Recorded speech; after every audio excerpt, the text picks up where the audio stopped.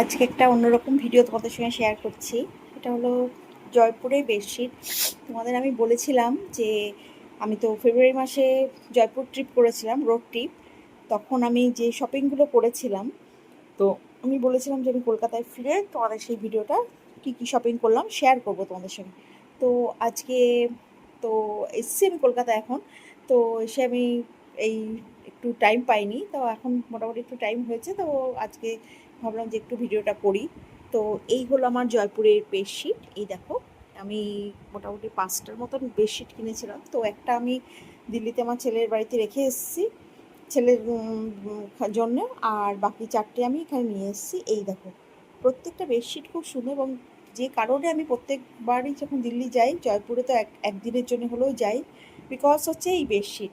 এটা হচ্ছে বাপু বাজার থেকে আমি শপিংগুলো করেছি। তো এই দেখো, আজকে আমি 5টা এনেছি এখানে। এইটাও আছে, আর সঙ্গে হচ্ছে জয়পুরের ভুজিয়া আর নামকিন। আরও অনেকগুলো এনেছিলাম, কিন্তু দুঃখের বিষয় এটাই যে প্যাকেটগুলো খুলে সব খাওয়া হয়ে গেছে, সেই জন্য কী বলতো, ওগুলো তার ভিডিও করা যাচ্ছে না। তো সেই কারণে আজকে আমি এটুকুনি ভিডিও তোমাদের সঙ্গে শেয়ার করলাম। এবং ফুল কটন বেডশিট। এই দেখো, এই ইয়েলোটা তো খুবই সুন্দর, এবং সবকটার সঙ্গে পিলো কভার আছে। আর আমি বাপুবাজার থেকেই বাপুবাজার থেকে আমি বেডশিটগুলো কিনেছি। এই দেখো, প্রত্যেকটা ডিজাইন খুব সুন্দর, এবং পাতলে পরে তো আরও সুন্দর লাগবে। সেই সময় হয়তো আমি আরেকটা ভিডিও করব। আর যেহেতু জুতো তো বিছানা তোলা যাচ্ছে না, সেই জন্য আমি এই জুতোটা এখান থেকে দেখালাম। এটা হচ্ছে হাওয়া মলের ওখান থেকে আমি কিনেছি জুতোটা। দুটো জুতো কিনেছিলাম, দু জোড়া আর কি, টু পেয়ার কিনেছিলাম। তো একটা আমি এখানে নিয়ে এসেছি, আর একটা আমি দিল্লিতে পড়েছি এবং দিল্লিতেই থাকে। আমার অনেক জিনিসপত্র দিল্লিতে ছেলের বাড়িতে থাকে, কারণ সবসময় কলকাতায় ক্যারি করে নিয়ে যাওয়া তো খুব অসুবিধা।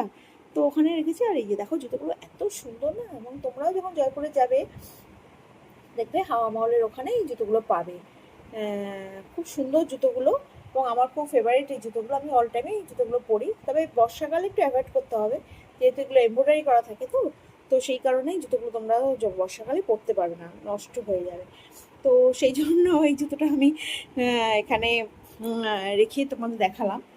আর বাকি হচ্ছে এই বিছানার চাদরগুলো এখন খুলে খুলে দেখানো তো অতটা সম্ভব না, কারণ দেখো আমার ভিডিওতে না আমাকে একাই সব করতে হয়, তো আমার কোনো হেল্পিং হ্যান্ড নেই। তো সেই কারণে আমি কি বলতো, অত খুলে তোমাদের এত দেখাতে পারছি না। আর এখন দীর্ঘদিন বাদে, প্রায় 1.5 মাস বাদে বাড়িতে এসছি, তো বাড়িও পুরো একদম মানে লণ্ডভণ্ড হয়ে আছে। তো বাড়িও গোছাতে হবে, ভীষণই চাপের মধ্যে পড়ে গেছি। তো তাও একটু ভাবলাম যে না, একটু তোমাদের সঙ্গে শেয়ার করি। এই এই যে দেখো, এই যে খুব মানে প্রিন্টগুলো না, চাদর যে কোনো চাদর বেসিক্যালি খুলে পাতলে খুবই ভালো লাগে। তাই এই আমি শপিং করেছি। আর আমার জন্য এবারে কিছু কিনিনি, কারণ প্রচুর জামা কাপড় আছে, বেকার পয়সা নষ্ট করে তো লাভ নেই। তো যাই হোক, এই যে নামকিন বলো, তারপরে এই যে চাদর আরও, হ্যাঁ। তো যাই হোক, এগুলো তোমাদের সঙ্গে বলেছিলাম আমি শেয়ার করব, তাই শেয়ার করলাম। এই যে চাদরগুলো খুলে পাতলে খুবই সুন্দর লাগবে। তো কেমন হলো আমাকে দেখো, আমার গাছগুলো না, একটা গাছ একটু নষ্ট হয়ে গেছে। যে ছিলাম না, তো হাজব্যান্ডও অফিস সামলে আর বাড়ি অত সামলাতে পারিনি, সেই জন্য গাছগুলো একটু হয়ে গেছে। এখানেই আমি থাকি, এই আমার পাড়া। এখানে এসিটার জন্যে না, এসি মেশিনটার জন্য, আউটডোর মেশিনটার জন্য আমার জানলাটা খানিকটা ব্লক হয়ে গেছে, ওই জন্য দেখাতে পাচ্ছি না। এই একটা গাছ আমার নষ্ট হয়ে গেছে। এখন দেখি কতটা বাঁচাতে পারি গাছটাকে। শেয়ার করলাম। তো জানি না ভিডিওটা কেমন লাগবে তোমাদের। তো ভালো লাগলে বলো। আর এই জয়পুরে ভুজিয়া এবং নামকিন, আরও অনেক কিছুই আছে খাওয়ার। তো যাই হোক, এই হচ্ছে আমার বাড়ি কলকাতার। এই তোমাদের সঙ্গে শেয়ার করছি। দেখো কেমন হবে না হবে, তো সেটা আমি বলতে পারবো না।